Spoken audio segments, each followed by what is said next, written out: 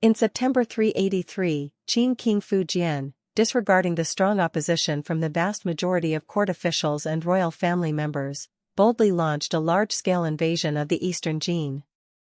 However, the commander of the main battlefield was not the pro-war Xianbei warrior god, Murong Chui, but rather Fu Jian's younger brother, Fu Rong, who was firmly against the war. As the ancient Chinese proverb goes, brothers fight tigers together, fathers and sons go into battle. This shows that in critical matters, King Fujian of Qin still prioritized trust in his family above all. Murong Chui led a detachment of 30,000 soldiers southward, advancing more than 200 li, about 100 kilometers, into the eastern Jin territory and easily capturing Yun City. Yun City is about 300 kilometers from the main battlefield at Fei River, to the east.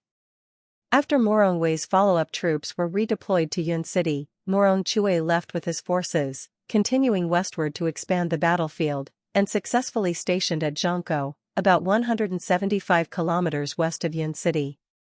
This location was even further from the main battlefield at Fei River, so Murong Chui did not participate in the Battle of Fei River. As a result, the legendary warrior Murong Chui did not have the opportunity to replicate the glory of his previous victory against a famous general of the Eastern Jin at the Battle of Fangtu. Just as Murong Chui was achieving successive victories on the Western Front, unexpected bad news came from the main eastern battlefield. The Qin army had inexplicably suffered a massive defeat in the Battle of Fei River.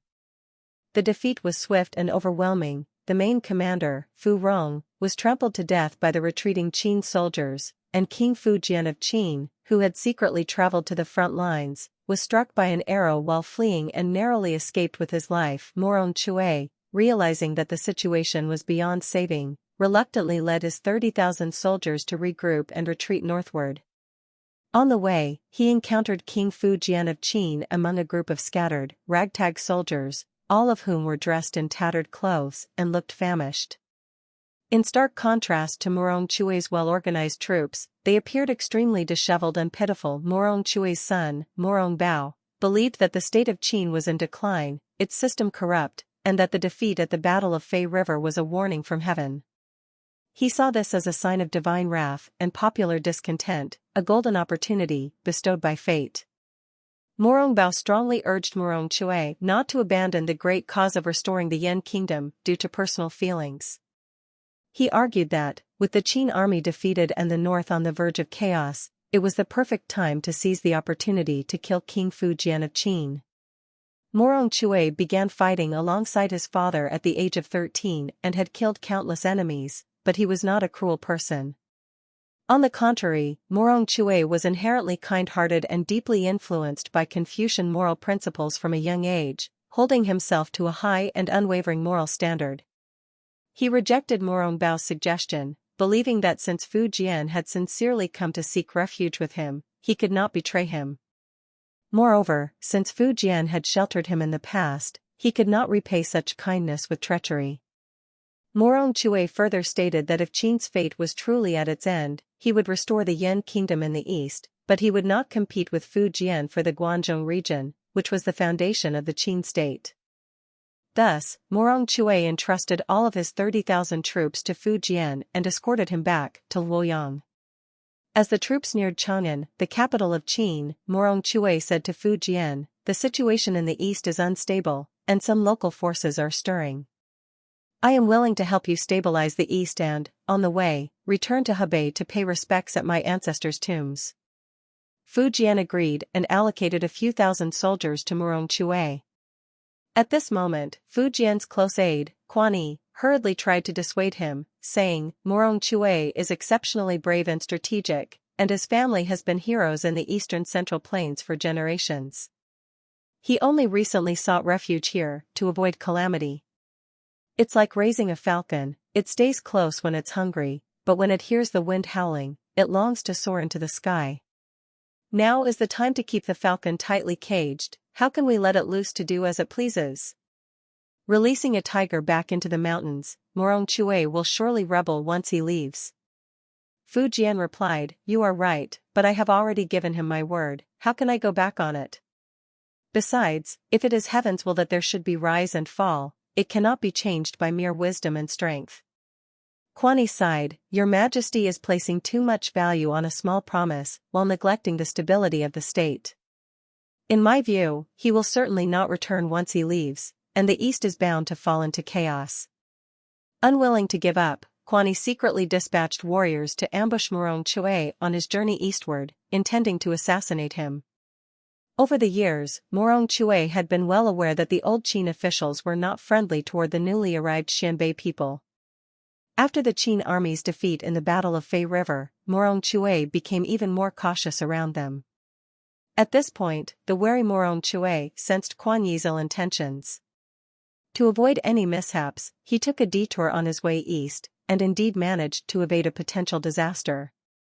Since joining the Qin state, Murong Chui had developed a deep and exceptional friendship with King Fujian, one that went beyond ordinary bonds. However, with Qin experiencing the aftermath of the defeat at the Battle of Fei River and the country fragmenting, Murong Chui was convinced that, without the assistance of the late wise minister Wang Meng, Fujian no longer had the ability to restore the Qin state. Consequently, Murong Chui felt that his plan to rebuild the Yan kingdom could become a reality without being considered ungrateful or betraying his friendship with Fujian. In December 383, after Murong Chui arrived in Anyang, he sent a military advisor with a letter to meet Fu Pai, the eldest son of Fujian, who was stationed in Yi City. Although Fu Pai still harbored suspicions that Murong Chui might be plotting rebellion, he personally went to receive him and abandoned plans to have Murong Chui assassinated. The shrewd and cautious Murong Chui also did not wish to reveal his intentions of breaking with Fujian before the timing was right. Murong Chui detailed the defeat at Fei River to Fu Pai, who was already aware of Murong Chui's role in escorting King Fujian back to Luoyang.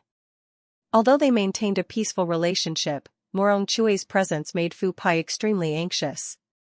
Fu Pai felt like he was living in the same room with a sleeping tiger, uncertain of when it might awaken or what might happen, causing him constant mental anguish. Fu Pai prayed that heaven would soon cause Murong Chui to leave Yi City.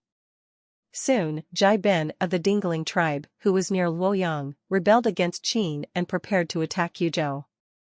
At the time, Fujian's illegitimate son, Fu Hui, was stationed in Luoyang, the capital of Yuzhou.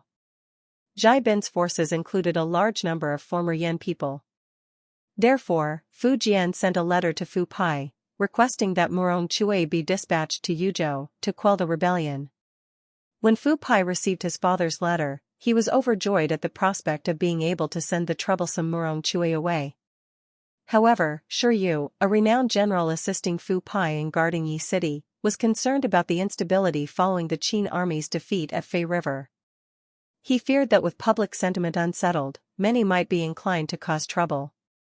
Murong Chui was a well-respected figure in Yan, and now being given command of troops seemed like putting wings on a tiger. Fu Pai, however, ignored these warnings.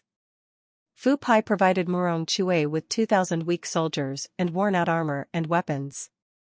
He also assigned General Fu Failong, a trusted member of the royal family, along with 1,000 elite D cavalry as Murong Chui's deputy.